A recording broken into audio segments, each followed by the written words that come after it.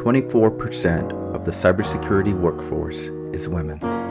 Women earn $5,000 less than men in cybersecurity management positions. A unique challenge I had to overcome as a woman in cybersecurity is unconscious gender bias. Unconscious gender bias. Unconscious gender bias. Bro.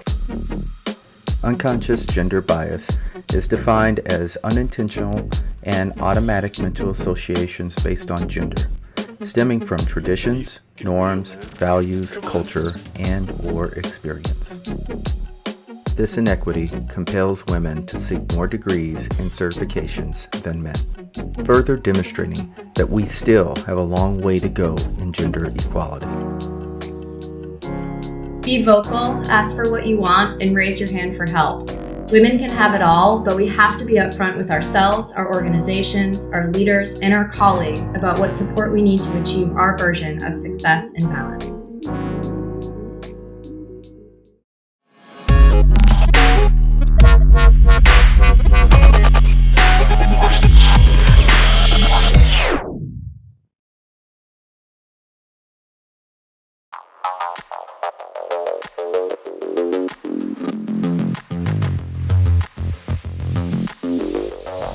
Episode 13, Women in Cybersecurity, Part 1.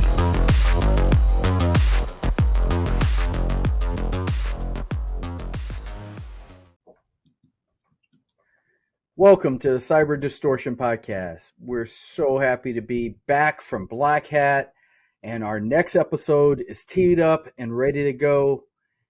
I tell you, when we thought about what we wanted to present for this next episode, we spent a lot of time trying to pull some content together, and Kevin and I settled on a topic that we felt was very important that we needed to address, and that is women in cybersecurity. There is just not enough attention being paid to what is happening with women in cybersecurity, women in all fields. And because we're focusing on cybersecurity, we felt it was very important to start to address what it is that can help young women be more excited about jumping into this field and feeling like they can succeed at the highest levels. And so tonight, we have two guests with us that we're so happy that we can bring on, Kristen and Madison from Elusive. And so, Kristen, Madison, why don't you guys go ahead and share a little bit about yourselves? Well, hey, thanks so much for having us. I'm thrilled to be a part of the show. Gosh, where do I start? So my name is Kristen Twining. I am currently the SVP of Global Sales for Elusive. Been in the technology industry for 16 years now, started fresh out of college, which I guess that is kind of dating myself, and you can figure out my age now, so that's awesome. But yeah, I mean, that's who I am as a career woman, and then personally, I am happily married to a wonderful husband with two kids that are 4 and 2. Awesome. Good evening, everyone. Madison Beane here. Very new to Dallas and fairly new to IT sales, which I can't wait to dive into on how I got here. Born and raised in Charleston, South Carolina. Went to school at Clemson. Go Tigers. And very much single as a Pringle. No hubby and no kids. That's awesome. I love how you had to make that clear. So listeners, she's available. Slide into those DMs if you need to. So Kristen, Madison, it's great to have you guys on. I know we've been talking about this for a while. Actually, I think we originally first mentioned bringing you on even before Black Hat and DEF CON. So we've been talking about it, working on this episode for a while now. Super excited to finally be making this happen. And it's just going to be fun. I'm excited to get into this discussion, too. We've got some fun stuff to get into. But before we do, I think it's important that we touch on Elusive, the company you work for. And I wanted to quickly give the listeners an idea what Elusive is. And I got some info here.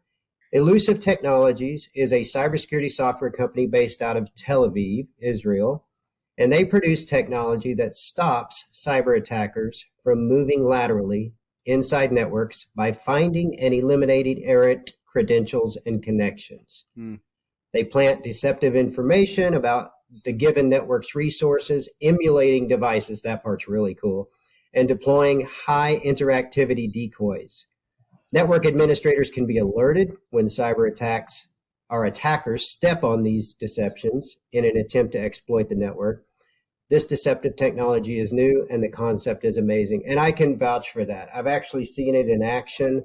I've kind of been following Elusive since, I don't know, probably 2015, 2016. I don't know, back when you had deceptions everywhere and Spotlight was not even on your radar yet. So you guys have had deceptions for a long time. Really cool stuff. I love how it works, and it's a very unique approach to stopping attackers. Cool stuff.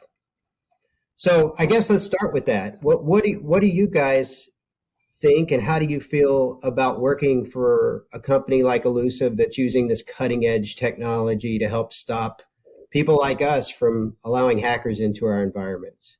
Kristen, let's start with you. Yeah, I mean, I think it's really cool to be in the technology business in general, right? And then when you work for a company that, to your point, is so cutting edge, it just makes your conversations fun. And also you're solving real world problems, right? You talked a little bit about sort of how we came about, and what's interesting is that, you know, as you look to who we are in as an organization, and you're probably aware, identity management has really traditionally been about compliance, and the world of identity is dramatically shifting. And when you think about attackers of all types and sizes, they're leveraging identities as the number one attack vector, right? So when you think about, does that happen, attackers are going after one thing, and that's identities. And I feel that we uniquely solve a problem that every organization that we speak to has, but hasn't entirely figured out how to manage yet. Yeah. Wow. For sure. Yeah. So here's what I really liked about that is, well, amongst a lot of things, right? But I will tell you, I just gave a talk at a cybersecurity conference in Iowa, Secure Iowa. And part of the meat of my talk was you can do a lot of things. You can do tooling. You can do all this other stuff. At the end of the day, whatever you do, you need to focus on the thing that hackers want most, and that's the identity of every employee you have. And now, if you take that in perspective, the scope of your risk is that many employees is the times scope of your risk, because each one of them represents an identity that could be stolen. And a hacker only has to steal one of them once. And I'll say, right, it's that many employees that you have in your organization, but it's actually even more, right? Because a lot of organizations, when an employee offboards or exits the company, sometimes those credentials don't exit with them. Yeah. Right? So it's not about the employees today. It's also many cases about employees from the past. Yeah, definitely. Yeah, absolutely.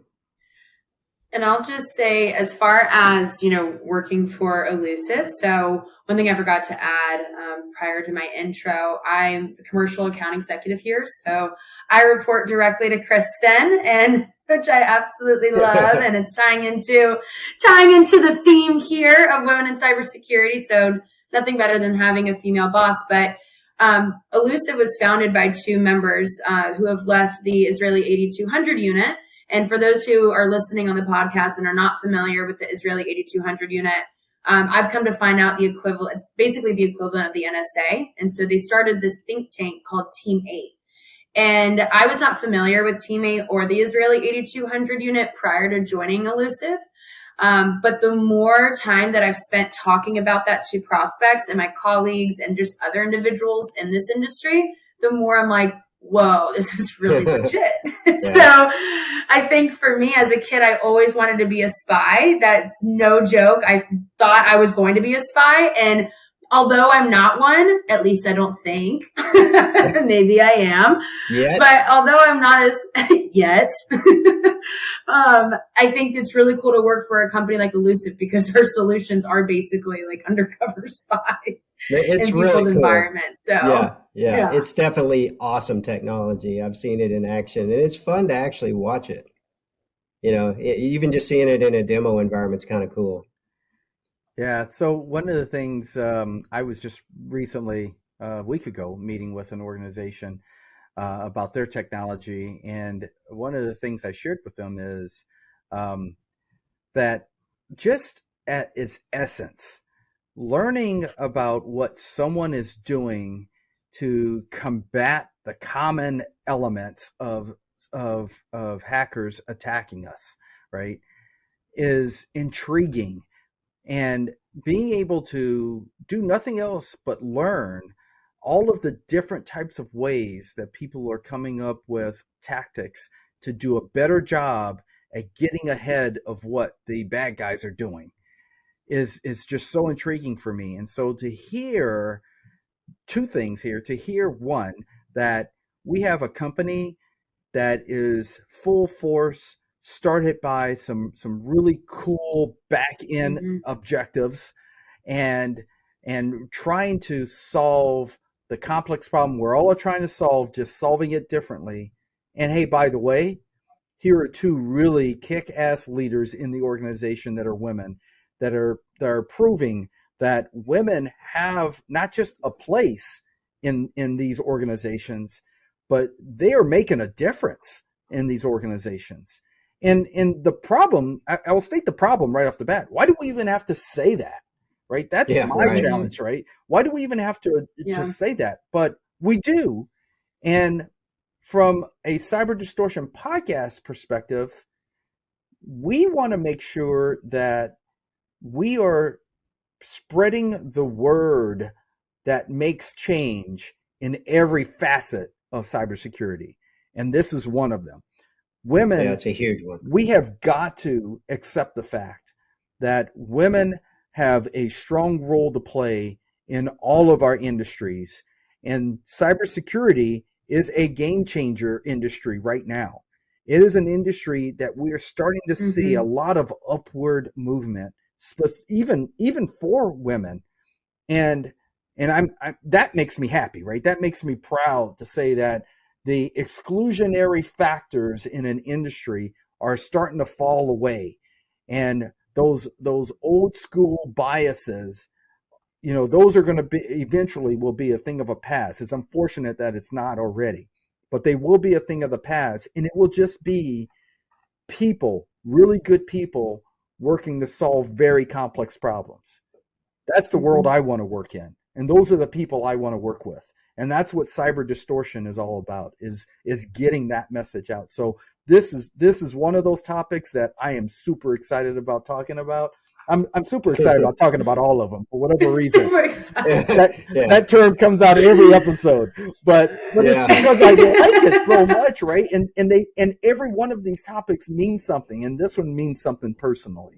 So this is a great topic. Though, Jason?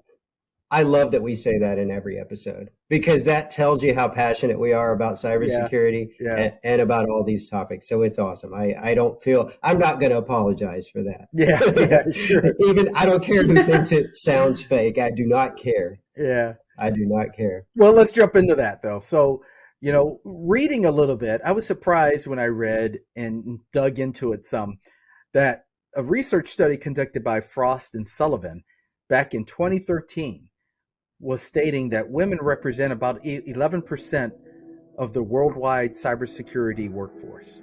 That was in 2013. But from 2013 to today, now just about 10 years, that went from 11% and it continued to grow to 20% back in 2019 and 25% even more today.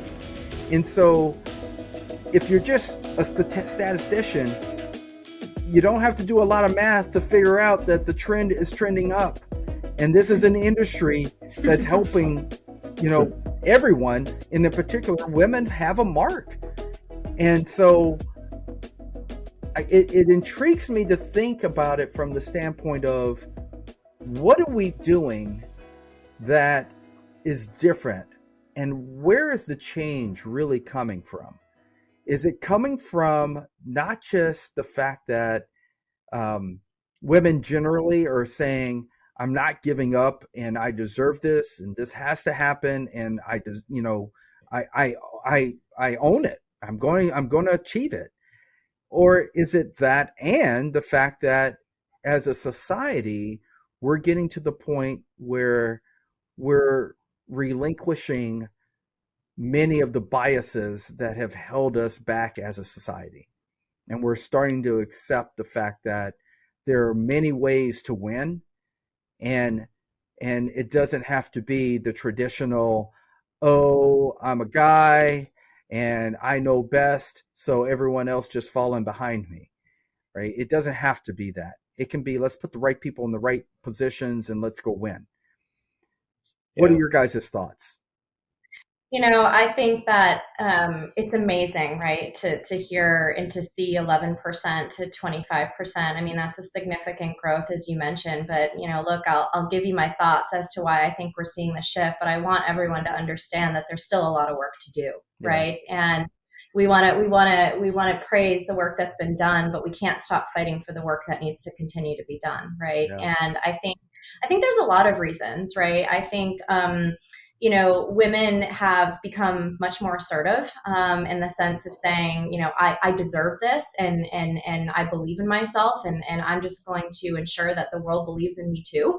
And they're fighting and they're pushing for what they deserve. And I'm not sure that's always been the case, or I'm not sure that society has always really allowed that to be the case. So I think you're seeing a lot more of that.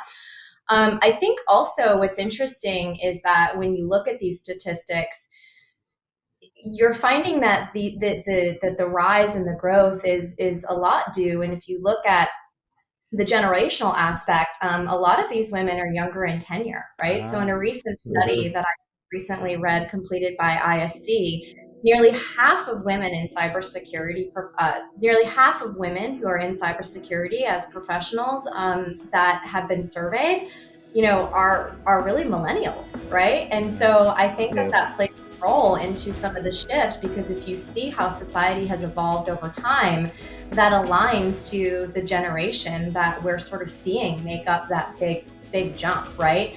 But again, look, we still have a long way to go, because even though that we make up 24%, that's still pretty low. So we all still need to work to fight. Yeah, I will just add to that too, and I think, Kevin, you echo this. 24% is still not acceptable. And I mean, come on, let's get real here. What is the restriction? Really, what is the impetus for the restriction? Why is it 24%? Why? For what purpose? There is none, right? It is historical bias, right? It's all of these things that these rules that have been made, that have been put in place to continue to hold women back, that shouldn't even be there. And here's what the cost of that is. As industries progress, there are talented people that they're losing out on utilizing that could better their organizations, because they're not willing to change that number from 25%. That's the cost, right? And that's the cost of society generally. So yeah, I totally agree with you, Kristen. We have a long ways to go. Great. I'm glad we made progress, and progress is always better than nothing.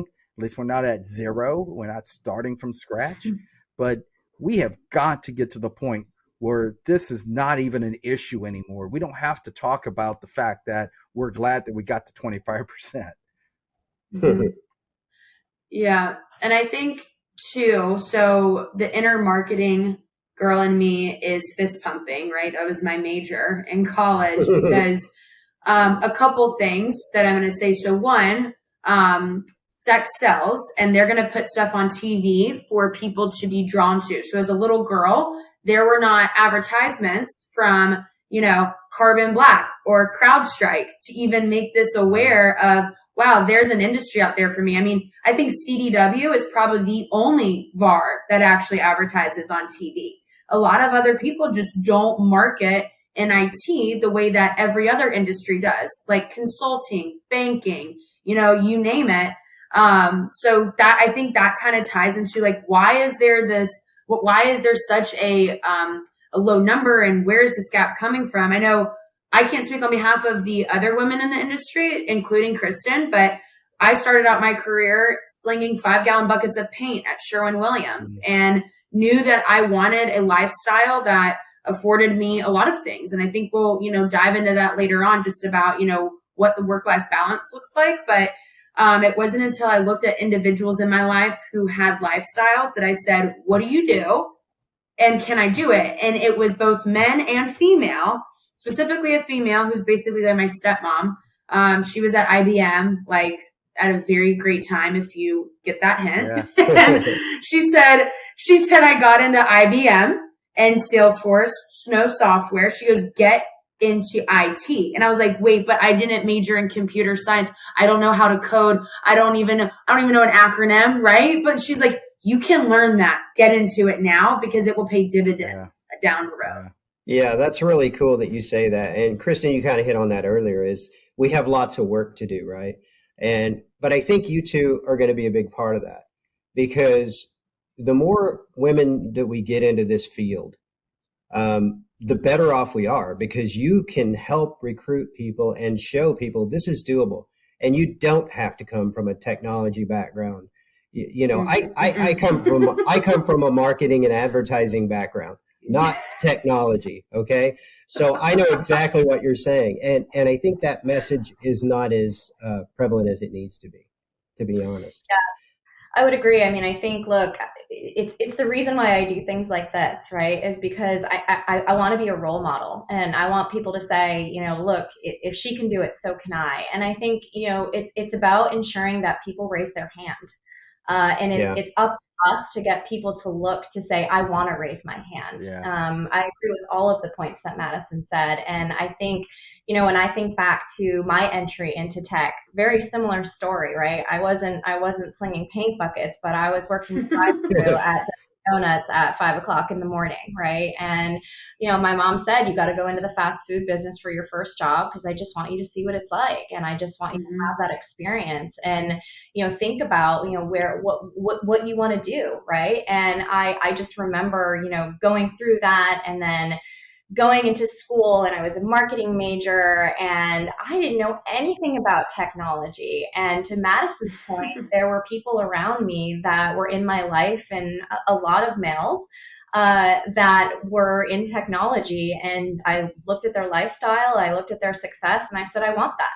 And I asked, what do you do? And I'll never forget when I got my first job in tech. It was right out of college, as I mentioned earlier.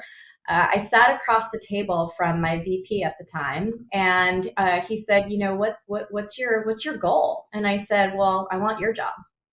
And he just looked at me and said, okay, it's going to take you a minute to get there. I said, I realize that, but I want your job.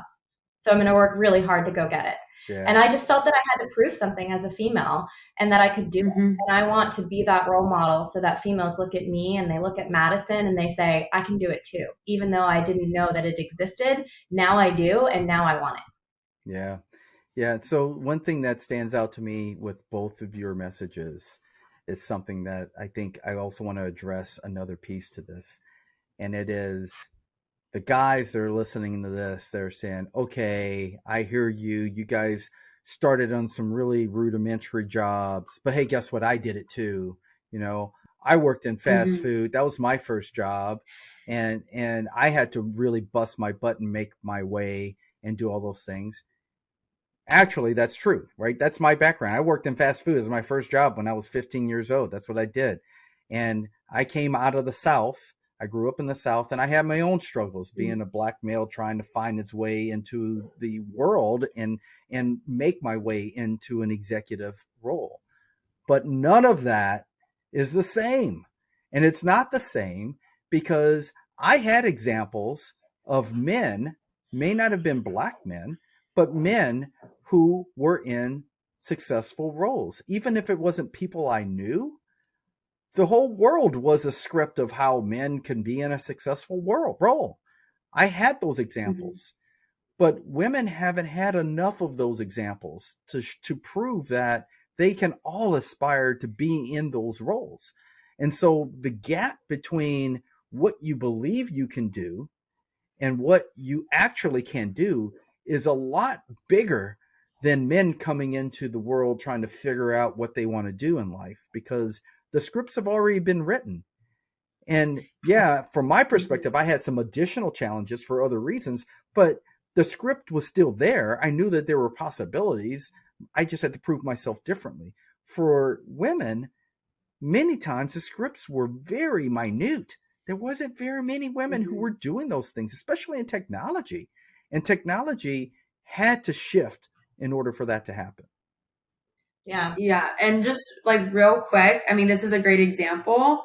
Kristen is my boss. I have yet to have a female boss. I graduated in 2016 and went to Sherwin-Williams digital marketing for 5 years.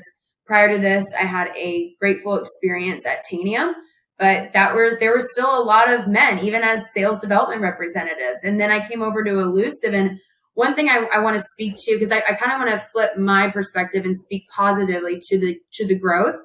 I think why we're seeing a big trend into cybersecurity. So each morning I listen to the Wall Street Journal, What's New, which is 13 minutes. And then I listen to Cybersecurity Headlines podcast, 7 minutes, 30 minutes to President's Club, and then obviously Cyber Distortion when you guys release it. But the pecking order of why I listed that is important, because Wall Street Journal comes first. It's the order of the app. I don't know why. Once a week, I can hands down promise you this, once a week, there is a release or there is a news like headline in the Wall Street Journal podcast about a breach that happened with the company that obviously is going to bleed over into the cybersecurity headlines that they're going to talk about. But a podcast, the Wall Street Journal, who is not supposed to talk about cybersecurity, is supposed to talk about the news, is mentioning cybersecurity breaches that are happening. And so I think it's just a common theme that we're seeing of like, this is an industry that's not going away. And so I would definitely anticipate that number to increase as we continue to, I guess, go along in life. Yeah, absolutely.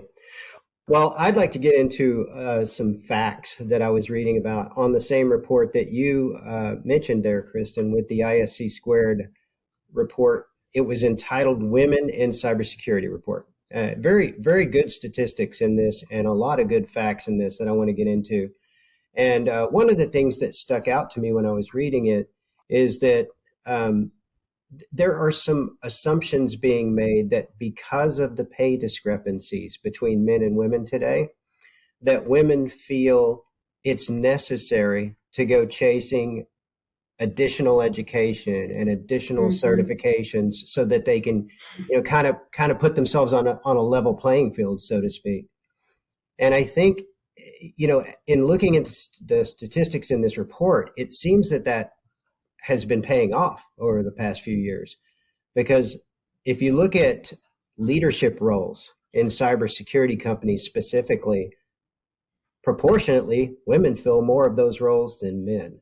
Yeah. And that's very interesting to me. I think it has a lot to do with that education and the additional certifications, but they're more qualified because of that. And I think it's interesting to see that because they take that approach to feel competitive to the men that maybe it's assumed they're getting paid disproportionately. So we're going to chase being equal so that we can get that same pay.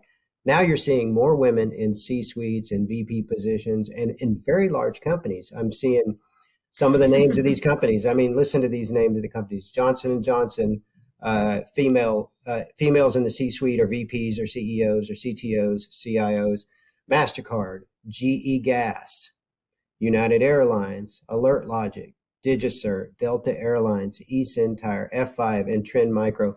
The list was way longer, but these are very large companies.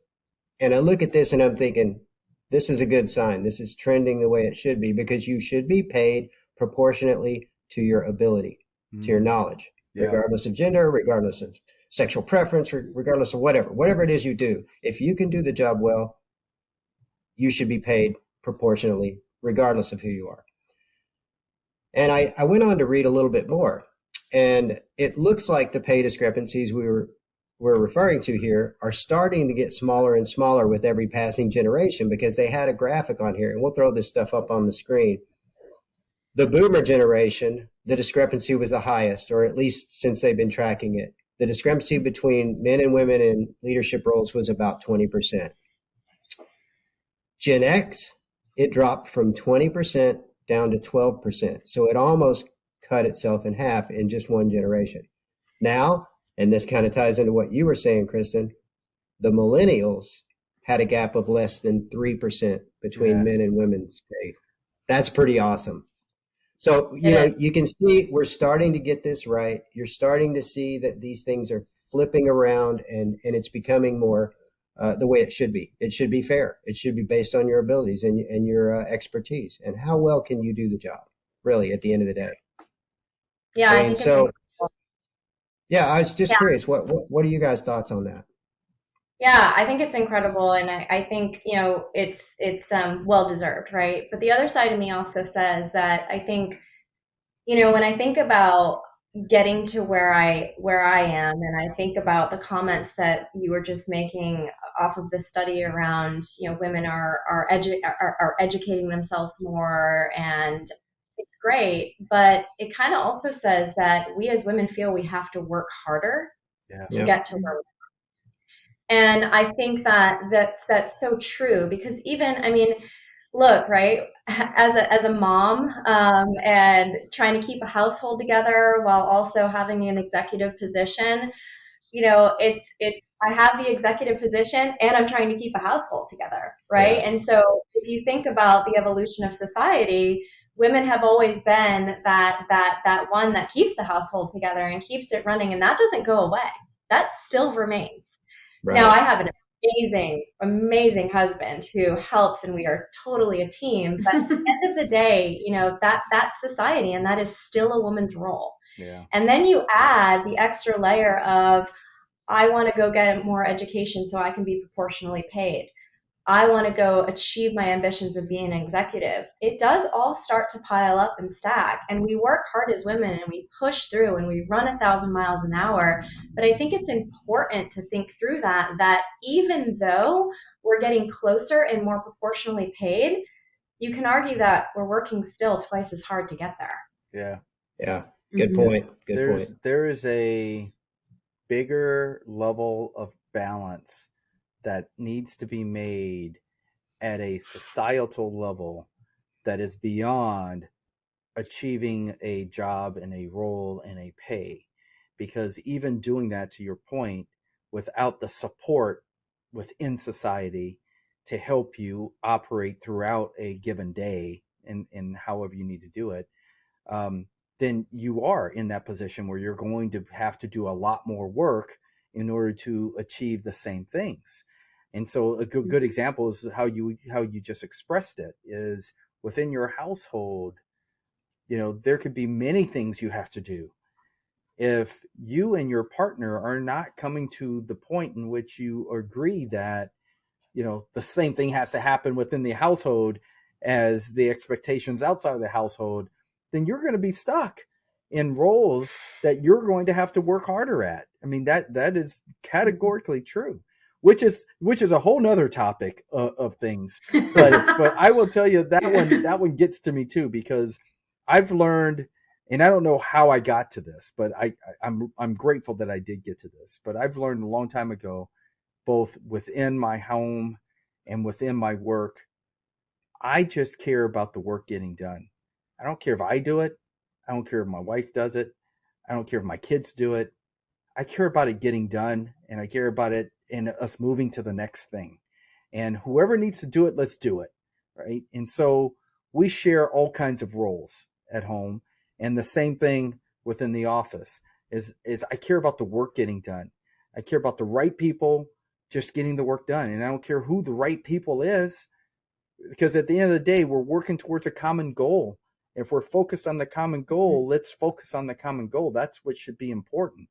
And that's the same in home or at work, is if you're working towards a common goal, that should be the most important thing. Yeah, I would agree. Yeah. And I think it's great that you have both Kristen and I on, selfishly, but really because, so she provides the perspective, right, of being a wife and a mom. And I still face this theme that we're talking about of unconscious gender bias. And so I can speak to it to all the single peeps in the room that are listening. But a prime example of this is, I believe that this was stated on this podcast back in April. You had a whole episode on getting your certification and your CISSP. Yep. And I cannot tell you how I remember this, but I remember that statistic of how many people in the world have that certification and then how many people in the US are certified. And I kid you not, I went to our CTO at the time and I said, get this, like, check out the stat. And he goes, you should totally get certified in that. And I said, I want to get it. Not because he told me to. I had a yearning inside to get it, like, certified, because the challenge that I face is, one, I was literally talking to a CISO here. We just, Jason, I think you said you were recently at a conference. We had IQPC here in Dallas over the weekend. And in the room were, I can't count how many men, and then there were 2 females that were CISOs, right? And so I immediately gravitated towards them. One was a theater major, so naturally we bonded. But she, her and I were talking, and I was talking to this other male CISO. He chimed into the conversation, and he goes, Madison, you're going to have a harder time in this industry. And he said, I'm going to be candid with you. And I said, hit me. Like, what I got to lose? And he goes, you are an attractive female going up against individuals who are automatically will put you in the bucket of she doesn't know what she's talking about. She's just here with her looks. And so the challenges that I face, I'm extremely bubbly. That's my theater major in me. I am blessed and highly favored in the looks department, as my mama would say. And I'm also, like, a theater major. So that is every CISO's worst nightmare, right? They're like, run for the hills. She's coming for me. So I am, and I didn't major in any technology. And that's why I listen to cybersecurity headlines every single morning. Every single morning I listen to that because I feel so behind compared to Kevin, Jason. Like, we can still, like, sit here and, talk, like, back and forth like friends. But when it comes to me talking about Elusive, I automatically am like, oh my God, what if I mess up because I'm going to say the wrong thing? And then they're going to think, oh, I'm a female. She doesn't know anything. Like, that's literally the subconscious that you have to shut out. I think you bring up such an interesting point, Madison. I'll never forget this. Earlier in my career, I had an amazing mentor at the one of the global accounts that I covered. And he said to me one day, as he was just saying kind of very similar thing, Madison, is you're going to have a lot of advantage in this business, but it's really what you do with that advantage. And he said, you will never have trouble getting the first meeting. People are always going to open doors for you, right? You've got likability, you're well poised, it's very complimentary, which was very kind of him. But he said the reason why I've taken such an interest in wanting to help guide you in your career is because what you do and what you did in the second meeting. Right? And what you did and what you continue to do is that it doesn't matter once you're in the door, now you're in the door. Yeah. And now you've got to come and you've got to be prepared and you've got to know what you're talking about. And he said, you do. And that's the advantage that you're going to bring. So you're going to be able to open the door, but it's really not about opening the door anymore once you're there. It's about, can you get that second meeting? Can you get that third meeting? Are you somebody who is actually going to help me solve my problems, and you're going to listen and you're going to provide me with a solution? And I'll just never forget that because that stuck with me so well, because earlier in my career, I felt the same, right? It was like, well, they only want to meet with me because I'm this bright, bubbly, fresh, person walking in. And maybe that's why the door was open. But I had a lot of credibility, and so I fought and I continue to fight, just like Madison does, to ensure that I come across as credible and someone that, can actually hold an intelligent conversation outside of just being able to get in the door. Yeah. Well, and it's impressive too when you look at the stats on things like those certifications, CISSP, you mentioned that you want to go chase. You go achieve those things. There's no more arguing. Did this person get here in any other way other than just overall knowledge and ability to understand what it is we're talking about here in this technology? And Jason and I said this on that episode. The amount of information you have to know in all the domains that make up cybersecurity, They say it's a 7. mile wide and an inch deep. That's not true. It is definitely a mile wide, way more than an inch deep. It's a lot of information you have to know. So I would highly recommend pursue it, chase that dream. You won't regret it, and you can certainly accomplish it, no doubt about it. So, but you take the whole thing about, hey, you got here riding some other wave. No, you take that off the table completely. Yeah. Absolutely. Recapping, here are some important things to consider. Regardless of role, the more women who succeed in cybersecurity, the more likely they are to attract other women into the field. Diversity in perspectives, leadership, and experience is always good for business. A more inclusive environment can help attract and retain top talent from all backgrounds. This would fill an acute need, since the cybersecurity skills shortage has reached nearly 3 million worldwide.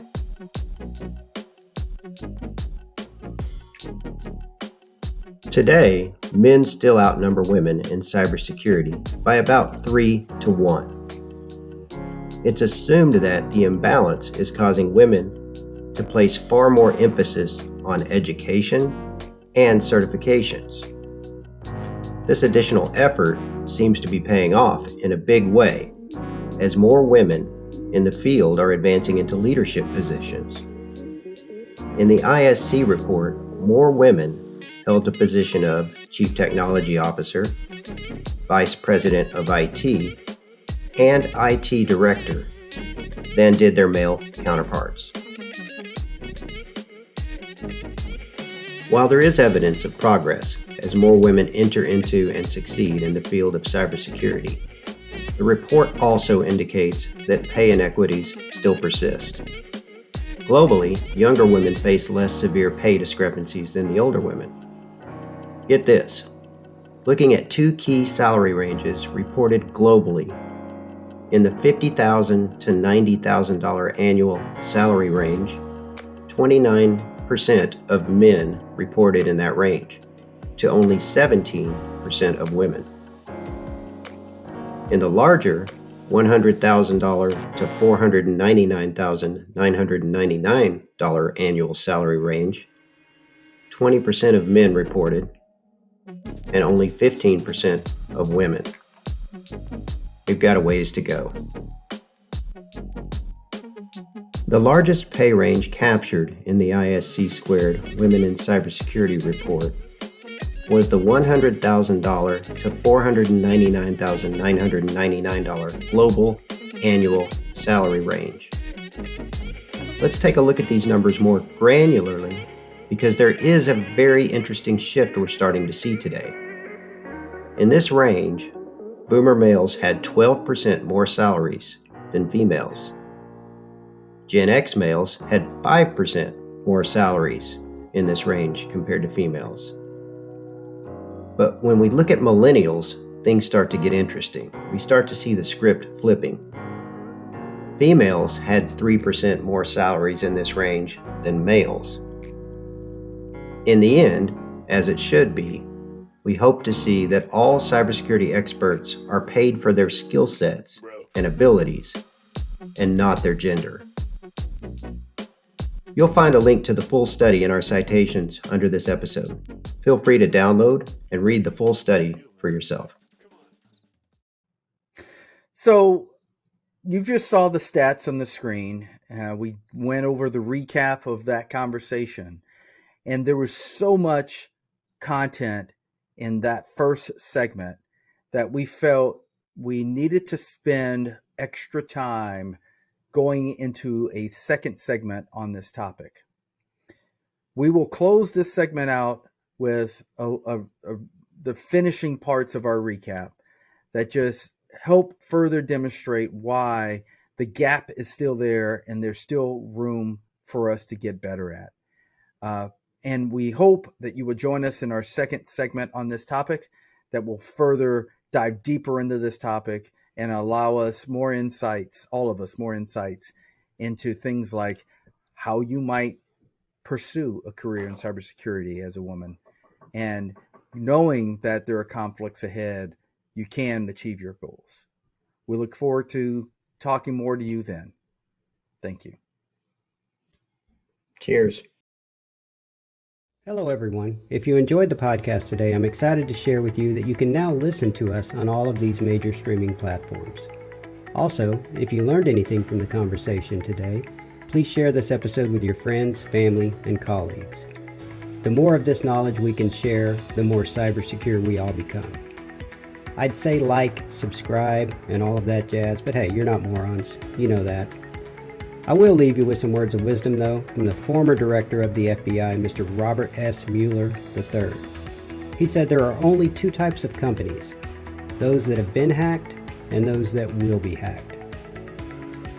You guys be safe, remain diligent, and take care.